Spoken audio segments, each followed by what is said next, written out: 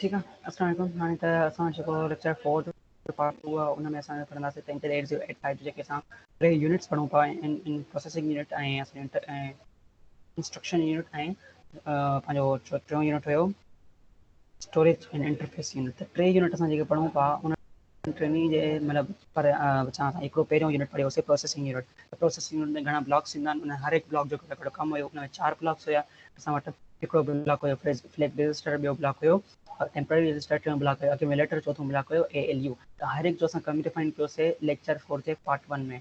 हाणे असां पढ़ंदासीं छा चवनि इंस्ट्रक्शन यूनिट ऐं स्टोरेज इंटरफेस यूनिट। इन्हनि में कहिड़ा कहिड़ा ब्लॉक्स आहिनि ऐं इन्हनि में कहिड़ा कहिड़ा कमु थियनि। असां ॿ ब्लॉक डायग्राम आहिनि, हिकिड़ो पोयों ब्लॉक डायग्राम ऐं हिकिड़ो हे ब्लॉक डायग्राम। असां घणो हिनखे प्रेफर कंदा आहियूं छो त हे ईज़ी हूंदो आहे असांखे सम्झण जे लाइ। असांखे अलॻि अलॻि पाण हिकिड़ो यूनिट्स डिफाइन थियल आहिनि हिन में, त केतिरा यूनिट्स आहिनि ऐं हिन में केतिरा ब्लॉक्स आहिनि। ठीकु आहे, त असांखे ईज़ी पवंदो आहे हिन ब्लॉक खे सम्झण जे लाइ। हिन हिसे में 3 यूनिट्स ऑफ 8085 असां 3 यूनिट्स आहिनि प्रोसेसिंग यूनिट, इंस्ट्रक्शन यूनिट ऐं storage and interface unit. Processing unit असां पढ़ी आयासीं, हुनमें घणी यूनिट्स हुनमें घणा ब्लॉक्स हुआ प्रोसेसिंग यूनिट में। असां वटि प्रोसेसिंग यूनिट में एक्यूमुलेटर हुयो, स्टेटस फ्लैग्स हुयो, टेम्पररी रजिस्टर हुयो, ALU हुयो। ठीकु आहे, हाणे असां पढ़ंदासीं इंस्ट्रक्शन यूनिट। इंस्ट्रक्शन यूनिट में घणा ब्लॉक्स आहिनि? इंस्ट्रक्शन यूनिट में हूंदा आहिनि 3 blocks, instruction register, instruction decoder, timing and control unit. त इंस्ट्रक्शन रजिस्टर छा कंदो आहे? पहिरियां असां इहो पढ़ंदासीं, लेक्चर 4 जो पार्ट 2 तां शुरू थिए थो। इंस्ट्रक्शन रजिस्टर, पहिरियां त तव्हांखे रजिस्टर जो कॉन्सेप्ट हुजणु घुरिजे त रजिस्टर छा आहे। रजिस्टर उहा जॻह, उहो डिवाइस ईअं असां नंढो, ठीकु आहे, ठीकु आहे, जेको जंहिंमें असां छा कंदा आहियूं पंहिंजी टेम्पररी डेटा स्टोर करण लाइ ईंदा आहियूं। टेम्पररी डेटा या टेम्पररी रिज़ल्ट असां स्टोर कंदा आहियूं। रजिस्टर में असां स्टोरिंग, रजिस्टर असां स्टोरिंग जेको आहे न यूज़ लाइ स्टोरिंग जे लाइ यूज़ कंदा आहियूं। ठीकु आहे, स्टोरिंग छा टेम्पररी जेको असांजो डेटा हुजे या टेम्पररी जेको रिज़ल्ट स्टोर कराइणो हुजे। हाणे इंस्ट्रक्शन रजिस्टर में छा स्टोर थींदो आहे? तो CPU first fetch the OP code of the instruction from the memory.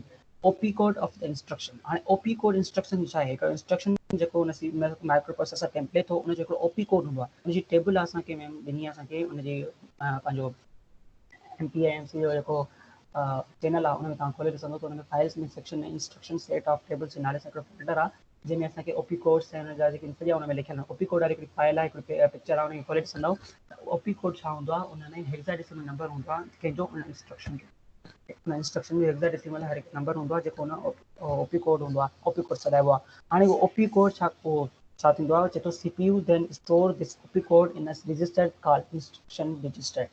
CPU छा कंदो आहे? उन OP कोड खे, जेको इंस्ट्रक्शन जो OP कोड हूंदो आहे, उनखे पेच करण खां पोइ उनखे स्टोर कंदो आहे हिकिड़े रजिस्टर में। उन रजिस्टर खे चवंदा आहियूं instruction register. And simple definition आहे, it is used to hold the current instruction with the microprocessor is असांजो माइक्रो प्रोसेसर जेको इंस्ट्रक्शन एग्जीक्यूट करण वारो आहे, असां उनजी छा कंदा आहियूं? OP कोड खे पेच कराए उनखे स्टोर कराईंदा आहियूं कंहिंमें? इंस्ट्रक्शन रजिस्टर में। ठीकु आहे, it is an 8 bit register. 8 bit जो रजिस्टर हूंदो आहे, असां 8 बिट स्टोर करे सघूं था। This OP code is further sent to the instruction decoder to select one of the 256 alternative. उहो OP कोड स्टोर थियण खां पोइ इंस्ट्रक्शन डिकोडर ॾे मोकिलियो वेंदो आहे या मोकिलिबो आहे। ठीकु आहे, जेको छा कंदो आहे 256 अल्टरनेटिव्स मां हिकिड़ो अल्टरनेटिव सेट कंदो आहे। हाणे कीअं? Next slide. इंस्ट्रक्शन डिकोडर चए थो it interprets the instruction stored in the instruction register. चए थो it generates various machine cycles depend upon the instruction. Simple चऊं त हिकिड़े इंस्ट्रक्शन जे पोयां वेरियस मशीन साइकिल्स हूंदियूं आहिनि, डिफरेंट मशीन साइकिल्स। हाणे मशीन साइकिल्स छा आहिनि? मशीन साइकिल्स असांजो चइबियूं आहिनि त हाणे फॉर हिकिड़ो इंस्ट्रक्शन आहे, गिवन आहे इंस्ट्रक्शन असांखे माइक्रो प्रोसेसर खे, उहो आहे असांजो पहिरियां त उनखे एडिशन परफॉर्म करणी आहे ऐं उनखे स्टोरिंग करणी आहे उनखे रिज़ल्ट जी। त हाणे उनजे पोयां ऐं उन में मुख़्तलिफ़ इंस्ट्रक्शन, मुख़्तलिफ़ फंक्शन्स आहिनि। पहिरियां तव्हां छा कंदव? पहिरियां तव्हांखे करणी आहे एडिशन, हिकिड़ो इहो थी वियो। वरी उनजो रिज़ल्ट कढी करे उन रिज़ल्ट खे तव्हांखे करिणो आहे स्टोर। बज़ाहिर त इहो नज़र अचे थो, लेकिन पोयां हिनजे कुझु ॿिया बि कम आहिनि। माइक्रो प्रोसेसर में पोयां हिनजा ॿिया बि कम थींदा आहिनि। ठीकु आहे, जीअं बेसिक असांजो आहिनि त पहिरियां जेका डेटा मिली आहे उन डेटा खे कंहिं जॻह ते स्टोर कराइणो आहे, उनखे एग्जीक्यूट करण जे लाइ, उन ते फंक्शन अप्लाई करण जे लाइ, उन ते ऑपरेशन अप्लाई करण जे लाइ तव्हांखे किथे स्टोर कराइणी आहे उहा data as a temporary data. ठीकु आहे, त उहा स्टोर कराइणी आहे, त उनजे लाइ तव्हांखे इंस्ट्रक्शन रजिस्टर कोई ॻोल्हणो, मतिलबु कोई रजिस्टर ॻोल्हणो पवंदो जंहिंमें स्टोर करणी पए। ठीकु आहे, त पहिरां तव्हांखे छा करणा अथव, उहे ॿई डेटा जेका तव्हां जे पे तव्हांखे एडिशन परफॉर्म करणी, उहा ॿई डेटा कंहिं रजिस्टर में तव्हांखे स्टोर कराइणी आहे। उन खां बाद उनखे जेको आहे ओपी कोड ॾेई करे उनखे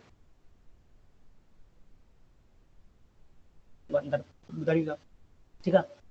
ऑपरेशन परफॉर्म थियण खां पोइ जेको रिज़ल्ट ईंदो उन रिज़ल्ट खे बि तव्हां टेम्पररी कंहिं जॻह ते स्टोर कराईंदो। ठीकु आहे। उहो हाणे मतिलबु इहे डिफरेंट साइकिल्स थी आहे। हिकिड़ी मशीन साइकिल मतिलबु हिकिड़े फंक्शन खे डिफाइन थी करे, ॿिए मशीन साइकिल ॿिए फंक्शन खे डिफाइन थी करे, टे मशीन साइकिल टे फंक्शन खे डिफाइन थी करे। त चवण जो मक़सदु इहो आहे त इहे मशीन साइकिल छा ॿुधाईंदी आहे त कहिड़ा कहिड़ा फंक्शन ऐं कहिड़े कहिड़े टाइम ते थींदा। ठीकु आहे। त इंस्ट्रक्शन डिकोडर असां छा कंदो आहे, उहे मशीन साइकिल्स जनरेट कराईंदो आहे उन इंस्ट्रक्शन खे ॾिसी करे त कहिड़े टाइप जी इंस्ट्रक्शन आहे ऐं उन में केतिरी मशीन साइकिल्स थी सघनि थियूं। Machine cycles instruction decoder generate कराईंदो आहे ऐं उहा मशीन साइकिल्स मूव फॉरवर्ड कंदो आहे कंहिंजे टाइमिंग एंड कंट्रोल यूनिट में, टाइमिंग एंड कंट्रोल यूनिट खे ॾींदो आहे। हाणे टाइमिंग एंड कंट्रोल यूनिट उन इंस्ट्रक्शन उन पंहिंजो उनजो छा कंदो आहे, जेको मशीन साइकिल्स जो चए थो इन controls the operations of micro processor इन पेरीफेरल डिवाइसिस। इहो छा कंदो आहे, कंट्रोल कंदो आहे कंहिंखे माइक्रो प्रोसेसर जे ऑपरेशंस खे ऐं पेरीफेरल डिवाइसिस खे। त कंट्रोल यूनिट आहे ॾिस, टाइमिंग ऐं कंट्रोल यूनिट ॿियो जेको हिसो आहे कंट्रोल यूनिट, त इहो लफ़्ज़ में ई ज़ाहिर आहे त कंहिं शइ खे कंट्रोल कंदो आहे। कहिड़ी शइ खे कंट्रोल कंदो आहे, ऑपरेशंस ऐं पेरीफेरल डिवाइसिस खे कंट्रोल कंदो आहे। ठीकु आहे। हाणे depending upon the machine cycles received from the instruction decoder, जेकी मशीन साइकिल्स इंस्ट्रक्शन डिकोडर हिनखे ॾींदो आहे, it generates 12 control signals, 12 control signals हे हुन मां जनरेट कंदो आहे। हाणे उहे 12 कंट्रोल सिग्नल्स कहिड़ा आहिनि, जीअं हेठां लिखियल आहे स्टेटस सिग्नल्स S0 ऐं S1, ALE address latch enable, read active low, write active low, input output memory, ready, reset in, reset out, check out, hold and halt। ये डिफरेंट किस्म जा 12 सिग्नल्स आहिनि जेके असांजो timing and control unit generate कराईंदो आहे उन्हनि machine cycles खे ॾिसी करे, जेके उनखे इंस्ट्रक्शन डिकोडर ॾींदो आहे। हाणे इहे 12 कंट्रोल सिग्नल्स असांजे जेके पढ़ूं था, इहे डिफाइन कंदासीं, इहे डिस्क्राइब कंदासीं लेक्चर 5 में। छो त इहे असांजूं पिन्स बि आहिनि, पंहिंजूं माइक्रो इंटेल 805 जूं पिन्स बि आहिनि। त उन में इहो ॿुधाइबो इहो कहिड़ा सिग्नल आहिनि ऐं इहे कहिड़ियूं पिन्स आहिनि, इन ॿिनि में कहिड़ो फ़र्क़ु आहे। इहे सभु शयूं असां लेक्चर 5 जे मतिलबु लेक्चर 5 में स्लाइड 5 में असां डिस्क्राइब कंदासीं इन्हनि खे वन बाय वन। हाणे सिंपल चऊं त इंस्ट्रक्शन जेको यूनिट आहे उहो असांजो 10 ब्लॉक्स ते मुश्तमिल आहे, जेको असां पढ़ी आहियूं। इंस्ट्रक्शन पहिरां इंस्ट्रक्शन रजिस्टर, ॿियो इंस्ट्रक्शन डिकोडर, टियों टाइमिंग ऐं कंट्रोल यूनिट। इंस्ट्रक्शन रजिस्टर छा कंदो आहे, ओपी कोड खे फेच करे इंस्ट्रक्शन जे ओपी कोड खे हुनखे स्टोर कराईंदो आहे पंहिंजे अंदरि, ऐं उहो वरी मूव फॉरवर्ड कंदो आहे इंस्ट्रक्शन डिकोडर खे। पोइ उहो ओपी कोड बि ईंदो आहे इंस्ट्रक्शन डिकोडर ॾे। इंस्ट्रक्शन डिकोडर उन ओपी कोड खे ॾिसी करे डिफरेंट क़िस्म जूं मशीन साइकिल्स जनरेट कंदो आहे। मशीन साइकिल्स छा आहिनि, फंक्शन्स डिफाइन कंदियूं आहिनि उन इंस्ट्रक्शन में, त उन में केतिरियूं फंक्शन्स आहिनि ऐं कहिड़े कहिड़ो फंक्शन कहिड़े टाइम में कराइणो आहे। ठीकु आहे। केतिरे टाइम में कहिड़े टाइम ते कराइणो आहे, उहो कंदो आहे instruction decoder. Instruction decoder machine cycles generate कराइण खां पोइ मशीन साइकिल्स मूव फॉरवर्ड कंदो आहे टाइमिंग ऐं कंट्रोल यूनिट में। टाइमिंग ऐं कंट्रोल यूनिट में मूव फॉरवर्ड कराइण खां पोइ जॾहिं हुनखे टाइमिंग कंट्रोल यूनिट वठंदो आहे हुन इंस्ट्रक्शन जेको आहे जो मशीन साइकिल्स खे, त उहे 12 कंट्रोल सिग्नल्स जनरेट कराईंदो आहे, जेके ॿुधाईंदा आहिनि असांखे सिग्नल्स जनरेट कराईंदो आहे, जेके छा ॿुधाईंदा आहिनि उहे असां पढ़ंदासीं लेक्चर 5 में। हाणे उहे टे हुया असांजो इंस्ट्रक्शन यूनिट में। हाणे असां पढ़ंदासीं स्टोरेज इंटरफेस यूनिट। त इहो कहिड़ो यूनिट आहे, इन में कहिड़ा ब्लॉक्स आहिनि। इन में डिफरेंट ब्लॉक्स आहिनि। पहिरियों आहे जनरल पर्पज़ रजिस्टर, ॿियों आहे स्टैक पॉइंटर, टियों आहे प्रोग्राम काउंटर, चौथों इंक्रीमेंट डिक्रीमेंट रजिस्टर, पंजों एड्रेस लैच, छहों address data latch, address and data latch. त पहिरियों असां पढ़ंदासीं general purpose registers. General purpose registers उहे रजिस्टर्स हूंदा आहिनि जंहिंमें असां टेम्पररी डेटा या रिज़ल्ट स्टोर कराईंदा आहियूं, कंहिं बि क़िस्म जी टेम्पररी डेटा या रिज़ल्ट स्टोर कराईंदा आहियूं। ठीकु आहे। फॉर एग्ज़ाम्पल असां वटि 8, छो त तक़रीबन असां वटि जेके रजिस्टर्स आहिनि उहे 8 बिट जा आहिनि, लेकिन असांखे 8 बिट खां मथे रिज़ल्ट आहे या डेटा आहे, असांजी 8 बिट खां मथे डेटा आहे या रिज़ल्ट आहे। त पोइ असां छा कंदा आहियूं, इन्हनि जनरल पर्पज़ रजिस्टर्स जा पेयर ठाहींदा आहियूं, जंहिंखे असां चवंदा आहियूं रजिस्टर पेयर। ठीकु आहे। पोइ असांजी जेके जॾहिं रजिस्टर पेयर ठही वेंदो आहे, पोइ उहो 8 बिट जी जॻह ते असांजो 16 बिट डेटा स्टोर करे सघे थो, केपेबल हूंदो आहे त उहो 16 बिट डेटा स्टोर करे। त असां इनखे रेयरली असांजो माइक्रो प्रोसेसर इनखे रेयरली इन करे यूज़ कंदो आहे त का डेटा जेका 8 बिट खां मथे जी आहे, चाहे उहा रिज़ल्ट या पोइ जेका इंस्ट्रक्शन जी डेटा, त उहा डेटा टेम्पररी डेटा जेका 8 बिट खां मथे जी आहे, त उन जे लाइ असांजी जनरल पर्पज़ रजिस्टर यूज़ कंदा आहियूं। ठीकु आहे। तंहिंमें असांजो पोइ असां छा कंदा आहियूं, रजिस्टर पेयर ठाही करे असां में 16 बिट जी डेटा स्टोर कराईंदा आहियूं। हाणे रजिस्टर पेयर जेके वैलिड हूंदा आहिनि न, छो त इन में अनवैलिड रजिस्टर पेयर्स बि हूंदा आहिनि। रजिस्टर पेयर्स असां सिर्फ़ु रोज़ में ठाही सघूं था। हिन जॾहिं हिन में ॾिसंदव पंहिंजो रजिस्टर ऑर्गेनाइजेशन में हिन में फिगर में ॾिसंदव त तव्हांजा जेके डिफरेंट क़िस्म जा रजिस्टर्स आहिनि, register B, register C, register D, register E, register H, register L, ये 6 रजिस्टर असांजा जनरल पर्पज़ रजिस्टर्स आहिनि। ॿिया असांजा जनरल पर्पज़ रजिस्टर न आहिनि, इहो यादि करे छॾियो। जेके असांजा जनरल पर्पज़ रजिस्टर आहिनि उहे असांजा आहिनि बी, सी, डी, ई, एच ऐं एल। त इहे जनरल पर्पज़ रजिस्टर असां यूज़ कंदा आहियूं टेम्पररी डेटा खे, टेम्पररी डेटा जेका वॾे अंग में आहे 8 बिट खां मथे जी आहे, उहा डेटा स्टोर कराइण जे लाइ। उन जे लाइ छा कंदा आहियूं असां पेयर्स ठाहींदा आहियूं, जेके असां चवंदा आहियूं रजिस्टर्स पेयर। रजिस्टर पेयर जेके वैलिड आहिनि उहे ठही सघनि था बी, सी, डी, ई ऐं एच, एल। बी जो एल सां करे नथो ठही सघे, बी जो ई सां करे नथो ठही सघे, बी जो डी सां करे नथो ठही सघे, यादि करे छॾियो। हमेशह जेके पेयर्स ठहंदा उहे रोज़ जे फॉर्म में ठहंदा, मतलब रोज़ जे फॉर्म में कीअं, सेकंड रो में जीअं बी ऐं सी जो पेयर ठहंदो, थर्ड रो में डी जो पेयर ठहंदो, फोर्थ रो में एच ऐं एल जो पेयर ठहंदो। त इन क़िस्म जा 3 पेयर्स हिन जा वैलिड पेयर्स आहिनि जेके असां ठाहे सघूं था स्टोर कराइण। जीअं हिते असांजी स्लाइड में ॾेखारियल आहे, मथां बि ॾेखारियल असां घणा इहो अगरि सवाल थिए त असां वटि घणा जनरल पर्पज़ रजिस्टर्स हूंदा आहिनि माइक्रो प्रोसेसर इंटेल 8085 में। त असां वटि हूंदा आहिनि 6 जनरल पर्पज़ रजिस्टर जेके असां इंग्लिश अल्फ़ाबेट सां रिप्रेज़ेंट कराईंदा आहियूं बी, सी, डी, ई, एच, एल सां, ठीकु आहे।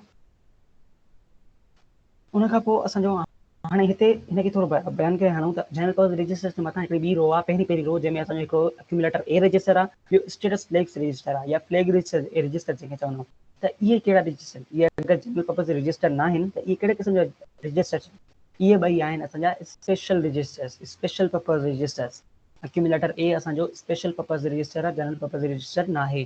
स्टेटस फ्लैग रजिस्टर असांजो जनरल पर्पज़ रजिस्टर न आहे, असांजो स्पेशल पर्पज़ रजिस्टर आहे, ठीकु आहे। बसि इहो ॿुधाइणु।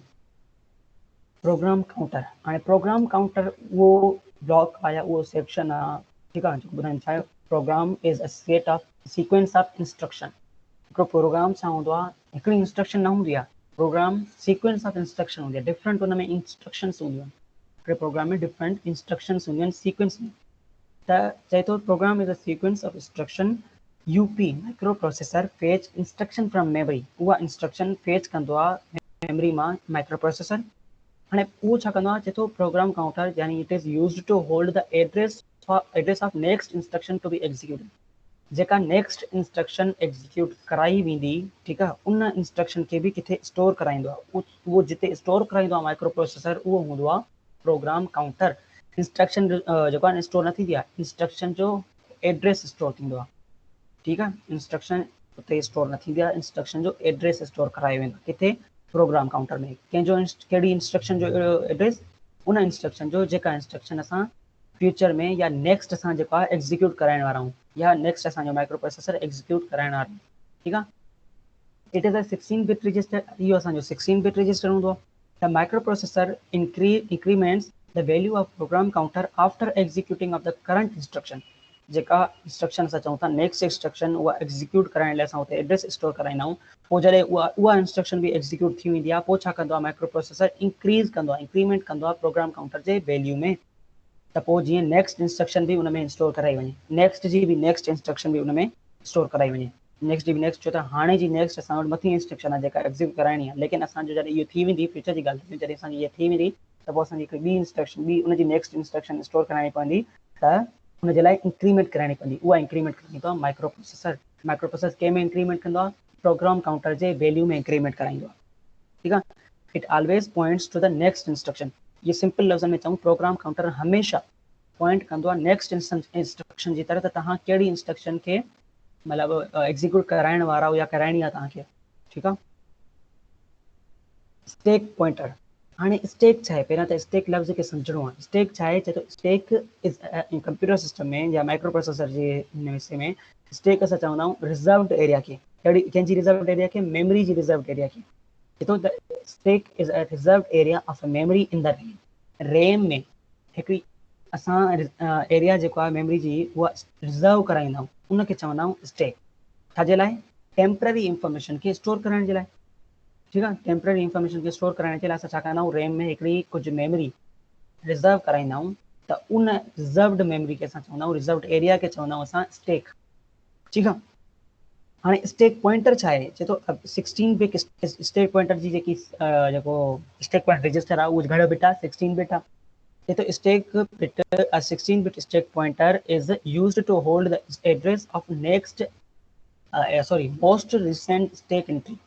जेको एरिया रैम में स्टेक कयो वियो आहे उन में जेकी इंट्री जेकी जेको आहे न जेकी इंट्री जेकी डेटा पहिरीं पहिरीं मोस्ट रीसेंट इंट्री हूंदी, ठीकु आहे, उन जो एड्रेस स्टोर करायो वेंदो आहे, उन जो एड्रेस स्टोर करायो वेंदो, कंहिंजो एड्रेस जेकी मोस्ट जेको पंहिंजो मोस्ट रीसेंट इंट्री हूंदी। फॉर एग्जाम्पल हिते असां वटि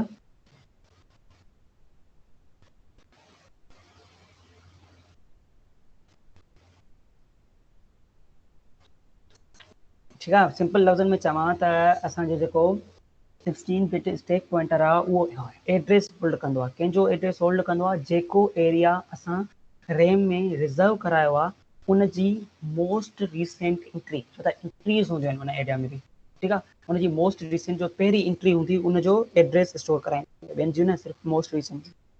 ॿिनि लफ़्ज़नि में चए थो it holds the address of top most item in the stack, उन स्टैक में जेको टॉप मोस्ट आइटम हूंदो, टॉप मोस्ट आइटम पोइ तव्हांजो अल्फ़ाबेट हुजे, नंबर हुजे, कोई न्यूमेरिक हुजे या कुझु ॿियो नंबर मतिलबु को ॿियो कैरेक्टर हुजे, ठीकु आहे, स्पेशल पर्पज़ कैरेक्टर हुजे, कुझु बि, त उन जो एड्रेस स्टोर कराईंदो आहे या स्टोर कराई वेंदी आहे कंहिंमें स्टैक पॉइंटर में।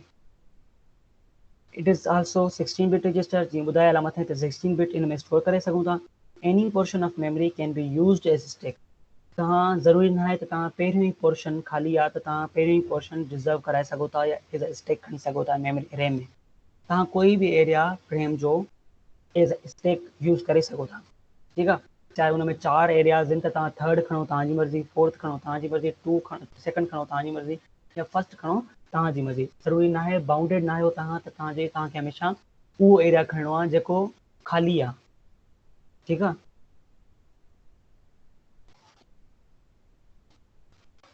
इंक्रीमेंट डिक्रीमेंट रजिस्टर, हाँ इंक्रीमेंट डिक्रीमेंट रजिस्टर छा आहे त this register is use to increment और decrement the value of stack pointer.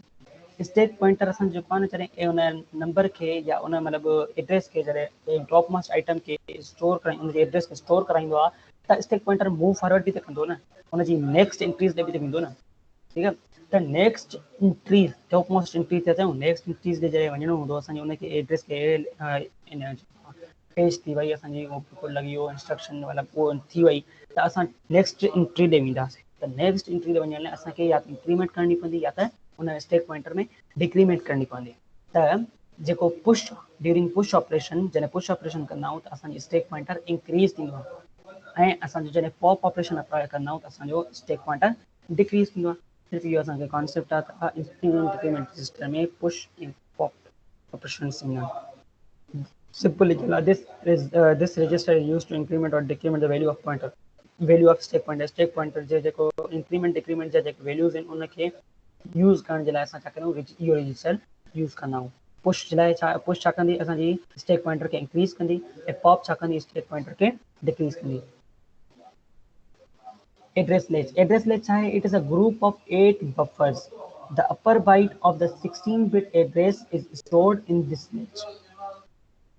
16 bit जेको एड्रेस हूंदो आहे न, ठीकु आहे, 16 बिट एड्रेस उन जी अपर बाइट असां कंहिं में स्टोर कंदा आहियूं, एड्रेस लेच में स्टोर कंदा आहियूं। एड्रेस लेच में असां अपर बाइट स्टोर कंदा आहियूं कंहिंजी 16 बिट एड्रेस जी, and then it is made available to the peripheral devices, available कबो आहे पेरिफेरल डिवाइसेस जे लाइ। हाणे एड्रेस डेटा लेच छा आहे, the lower byte of address and 8 bit of data are multiplied. पहिरियां छा कबो आहे, जेकी लोअर बाइट, छो त एड्रेस डेटा जेकी पोयां असां पढ़ी आहियूं त एड्रेस डेटा जेकी आहे उहा असांजी 16 बिट जेकी आहे उन मां असां 8 बिट्स जेके आहिनि मतिलबु अपर बाइट जेकी हूंदी हिकिड़ी बाइट जेकी हूंदी आहे 8 बिट्स हूंदी आहे, त जेकी पहिरीं बाइट या अपर बाइट जेकी हूंदी आहे उहा असांजी स्टोर कराई वेंदी आहे कंहिंमें, एड्रेस लेच में, ऐं जेकी बकाया जेकी लोअर बाइट हूंदी आहे न उहा असांजी स्टोर कराई वेंदी आहे मतिलबु जेकी लोअर बाइट आहे उहा असांजी छा कबी आहे, पहिरियां मल्टीप्लेक्स कराइबी आहे 8 बिट डेटा सां, ऐं उहो मल्टीप्लेक्स कराइण खां पोइ छा कबी आहे, लिखियल आहे it holds the either lower byte of address और 8 बिट ऑफ डेटा, या त पोइ उहा जेके लोअर बाइट ऑफ एड्रेस असां स्टोर कंदासीं एड्रेस डेटा लेच में, या पोइ असांजो इहो 8 बिट डेटा इन में स्टोर कराएगी। इन क़िस्म जी असां इन में स्टोरिंग कराईंदा आहियूं त एड्रेस ऐं data ji 8 bit lower byte of address data या 8 bit of data. This is decided by ALE. ALE decide कंदो त इन में कहिड़ी असां जेका डेटा स्टोर कराई वञे, आइदर वो एड्रेस जी कराई थी वञे या डेटा जी कराई थी वञे. हाणे ALE चए तो ALE address latch enable ALE is equal to 1. जॾहिं ALE 1 जे बराबर हूंदो त address data latch content lower byte of address. जॾहिं ALE 1 हूंदो त लोअर बाइट एड्रेस जो कंटेन कंदो.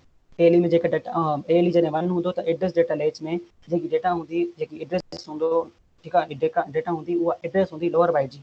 ऐं ALE अगरि 0 हूंदो त उन में जेकी पंहिंजो डेटा हूंदी उहा हूंदी 8 बिट जी डेटा, एड्रेस न हूंदो.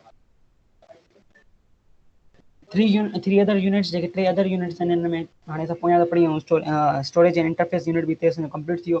जंहिंमें असांजा 6 जेके हुया ब्लॉक्स हुया, पढ़ी हर हिकु जो अलॻि अलॻि फंक्शन हुयो.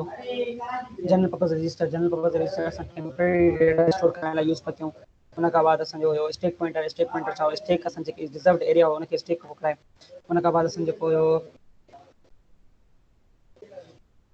डिफरेंट ब्लॉक्स हुया. उन खां बाद असांजो हुयो पंहिंजो इंक्रीमेंट डिक्रीमेंट जेको स्टैक में छा पियो कराए, इंक्रीज ऐं डिक्रीज पियो कराए. Address latch upper byte of address data store पियो कराए. एड्रेस ऐं डेटा लेच छा थो कराए, या त 8 लोअर बिट जेकी रहियल आहे एड्रेस जी उहा स्टोर थो कराए, या त 8 बिट डेटा जी स्टोर कराए. ठीकु आहे, इहे 6 यूनिट्स अलाए 6 आहिनि, 5 ठीकु आहे. हाणे 3 अदर यूनिट्स आहिनि जेके असांखे मतिलबु माइक्रो प्रोसेसर में यूज़ थींदा आहिनि. हिकिड़ो हूंदो आहे इंटरप्ट कंट्रोलर, ॿियो हूंदो आहे सीरियल इनपुट आउटपुट कंट्रोलर, ऐं टियों हूंदो आहे पावर सप्लाई. हाणे इंटरप्ट कंट्रोलर छा आहे, पहिरियों त इंटरप्ट सम्झणु ज़रूरी आहे. It is use to handle the interrupts आहिनि छा. इंटरप्ट्स असांखे छा हूंदा आहिनि, so interrupts are the signals generated by the external devices to request the microprocessor to perform a task. ये सिंपल डेफिनेशन आहे कि जी इंटरप्ट्स की लिखियल ना है स्लाइड में, लेकिन तव्हांखे यादि करणी छॾणी आहे या दिमाग़ में रखणी आहे त इंटरप्ट आहिनि. इंटरप्ट सिग्नल हूंदा आहिनि generated by the external devices.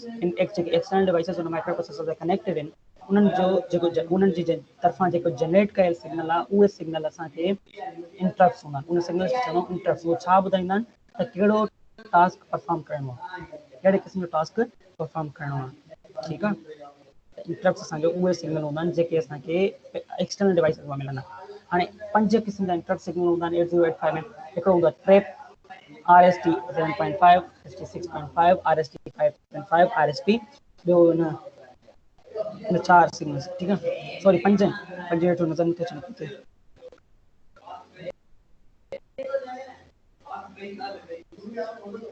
ठीकु आहे. हाणे इंटरप्ट्स कंट्रोलर छा कंदो आहे, receives these interrupts according to their priority and applies them to the microprocessor. Interrupt controller, हाणे इंटरप्ट जेको असां पोयां पढ़ी आहियूं, इंटरप्ट जेको कंट्रोलर, हुन में जेको 5 क़िस्म जा इंटरप्ट सिग्नल हूंदा आहिनि जेके असां पढ़ियूं, ट्रैप 7.5, 6.5, 5.5, ठीकु आहे. त उहे इंटरप्ट कंट्रोलर छा थो, इंटरप्ट कंट्रोलर रिसीव कंदो आहे these interrupts according to their priority and applies them to the microprocessor. Interrupt controller छा कंदो आहे, इन सिग्नल्स खे रिसीव कंदो आहे अकॉर्डिंग टू प्रायोरिटी मतलब कहिड़े जेको इंटरप्ट खे पहिरियां प्रायोरिटी ॾे, उहो अप्लाई जो रिसीव करे प्रायोरिटी जे हिसाब सां उनखे रिसीव कराईंदो आहे ऐं उनखे अप्लाई कराईंदो आहे कंहिं ते, applies them to the microprocessor ते अप्लाई कराईंदो आहे. There is one out going signal. हिकिड़ो ई इंटरप्ट कंट्रोलर मां आउटपुट जो सिग्नल आहे, ॿाहिरि ईंदड़ सिग्नल आहे, जेको चवंदा आहियूं which is called interrupt acknowledge इंटा जंहिंखे चवंदा आहियूं. ठीकु आहे. हाणे सीरियल इनपुट आउटपुट कंट्रोलर चए थो, it is use to convert the serial data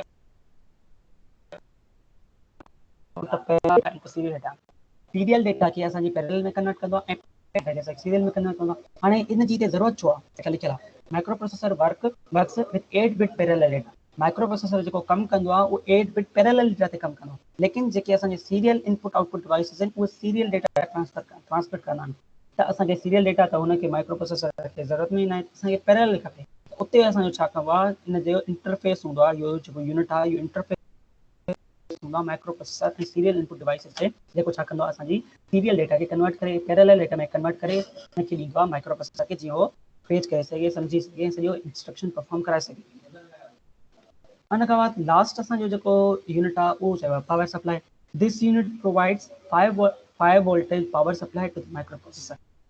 इहो यूनिट माइक्रो प्रोसेसर के 5 वोल्ट प्रोवाइड कंदो आहे। 5 वोल्ट छो त लीड ई हुनजी 5 वोल्ट आहे। Micro processor need 5 volt power supply for this operation. इन सभिनी ऑपरेशंस खे परफॉर्म करण लाइ माइक्रो प्रोसेसर खे सिर्फ़ 5 वोल्ट खपंदा आहिनि। त उनखे जेको यूनिट अप्लाई कंदो आहे पावर, उहो हूंदो आहे पावर सप्लाई जेको हुनखे 5 वोल्ट ॾींदो आहे। ठीकु आहे, त इहे डिफरेंट क़िस्म जा असां पढ़ी आया आहियूं, मतिलबु पढ़ियासीं अॼु। कंप्लीट कयोसीं त माइक्रो प्रोसेसर में इंटेल 8085 में केतिरा यूनिट्स आहिनि, उनमें केतिरा, हर यूनिट में केतिरा ब्लॉक्स आहिनि ऐं हर ब्लॉक जो कहिड़ो कमु आहे। ठीकु आहे, जीअं सिंपल चवां, प्रोसेसिंग यूनिट में 4 blocks, temporary register, ALU, status flags, accumulator special purpose register, जंहिंमें असां स्टोरिंग कंदा आहियूं टेम्पररी डेटा जी, जेको सिग्नल्स जेको डेटा असांखे मिली आहे ऑपरेशन परफॉर्म करण जे लाइ, उहा बि स्टोर कराईंदा आहियूं ऐं रिज़ल्ट बि स्टोर कराईंदा आहियूं। ठीकु आहे, टेम्पररी रजिस्टर छा कंदो आहे, असांजा कुझु टेम्पररी डेटा खे स्टोर कराईंदो आहे, जेके असांखे डेटा ॿाहिरां मिलंदी आहे, जेकी ऑपरेशन असांखे जेके ऑपरेशन असांखे परफॉर्म कराइणो आहे, इहा बि हुनजे लाइ। ठीकु आहे, स्टेटस फ्लैग्स असांजो जेको आउटपुट मिलंदो आहे, जेको एक्यूमुलेटर में स्टोर कराईंदो आहे, उनजो असांखे ईंदो आहे त उहो कहिड़े क़िस्म जो आउटपुट आयो आहे। ALU उहो यूनिट जिते इहे सभु ऑपरेशन परफॉर्म कराइबा आहिनि। ठीकु आहे, मैथमेटिकल लॉजिकल ऑपरेशंस। उन खां इंस्ट्रक्शन यूनिट में इंस्ट्रक्शन रजिस्टर में जेको इंस्ट्रक्शन एग्जीक्यूट करायो वेंदो, हाणे तकरीबन रिसेंटली एग्जीक्यूट करायो वेंदो, उनजी एड्रेस, उनजो ओपी कोड सॉरी इंस्टॉल करायो वेंदो आहे। ठीकु आहे, उहो ओपी कोड वरी इंस्ट्रक्शन डिकोडर ॾे वेंदो आहे। इंस्ट्रक्शन उन ओपी कोड मां मशीन साइकिल्स जनरेट त उन इंस्ट्रक्शन में केतिरा फंक्शंस ऐं कहिड़े क़िस्म जा फंक्शंस थी सघनि था ऐं कहिड़े सीक्वेंस में कराए सघो था, उहो वरी मशीन साइकिल्स में टाइमिंग ऐं कंट्रोल यूनिट में। टाइमिंग ऐं कंट्रोल यूनिट उन मशीन साइकिल्स खे ॾिसी करे असांजा 12 सिग्नल्स जनरेट कराईंदो, 12 कंट्रोल सिग्नल्स जनरेट कराईंदो। ठीकु आहे, उहो 12 कंट्रोल सिग्नल हेठां ॾिनल आहिनि, S0, S1 ऐं पंहिंजो timing, right, read, hold, H, इहो मतिलबु सॉरी आहिनि। ठीकु आहे, हुन खां बाद असांजो स्टोरेज इंटरफेस यूनिट असांजे मुख़्तलिफ़ ब्लॉक्स में इस्तेमालु, जीअं हाणे जनरल पर्पस रजिस्टर कहिड़ा हुया, BCD ऐं इहे मूंखे नज़र नथा अचनि, लेकिन 6 रजिस्टर्स आहिनि जेके तक़रीबन रोज़ बि फॉर्म में हूंदा, मतिलबु हिकु 3 रोज़ फॉर्म में हूंदा आहिनि।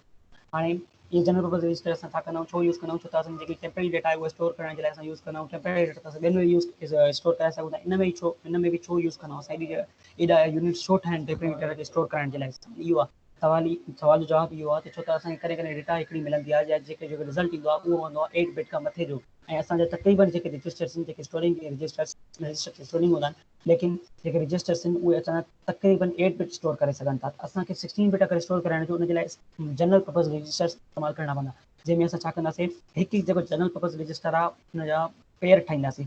ठीकु आहे, जेके पॉसिबल पेयर्स आहिनि उहे 3 पेयर्स आहिनि, वैलिड पेयर्स उहे ॾेखारियल आहे, BCD, E ऐं HL। इहे असांजा जेके आहिनि पेयर्स ठही सघनि था, बाक़ी असांजा क्रॉस में पेयर्स कॾहिं न ठहंदा, इहे यादि रखी छॾियो। ऐं उनखां पोइ असांजो हुयो स्टैक पॉइंटर छा पियो करे, एड्रेस स्टोर पियो करे कंहिंजी मोस्ट रिसेंट एंट्री कंहिंजी उन एंट्री जी जेको स्टैक या जेको जेको एरिया असां रिजर्व करायो आहे टेम में। ठीकु आहे, हुनजी एड्रेस स्टोर करे, ऐं इंक्रीमेंट डिक्रीमेंट जेको रजिस्टर आहे उहो छा पियो करे, उन स्टैक पॉइंटर में इंक्रीमेंट या डिक्रीमेंट पियो कराए, पुश छा पियो करे, इंक्रीमेंट पियो कराए, पॉप पुश ऑपरेशन इंक्रीमेंट पियो कराए, ऐं पॉप ऑपरेशन डिक्रीमेंट पियो कराए। उन खां बाद छा आहे, एड्रेस लेच छा पियो करे, जेकी 16 बिट एड्रेस हूंदी आहे उनजी अपर बाइट असांखे स्टोर कराईंदी आहे एड्रेस लेच, ऐं लोअर बाइट, अपर बाइट कहिड़ी आहे, A फॉर एग्जांपल A आहे। ठीकु आहे, अपर बाइट आहे फॉर एग्जांपल A8 खां वठी A15 अपर बाइट थी वई। जेकी लोअर बाइट आहे, ठीकु आहे, उहा स्टोर कराइबी आहे एड्रेस या डेटा लेच में। हुन में सिर्फ़ु लोअर बाइट स्टोर न कराइबी एड्रेस जी, डेटा जेको असां स्टोर कराए सघूं था एड्रेस जो, त असां अल्टरनेटिव आहे, या त अगरि डेटा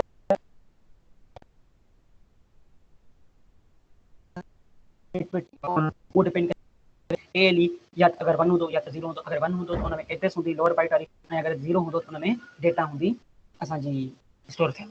इन क़िस्म जा असांजा डिफरेंस, ऐं हुन में 3 असांजा अदर यूनिट्स हुया, कहिड़ा, हिकिड़ो त हुयो पंहिंजो पावर सप्लाई, तो हुयो सीरियल इनपुट आउटपुट कंट्रोलर, जीअं असां इहे पढ़ियासीं।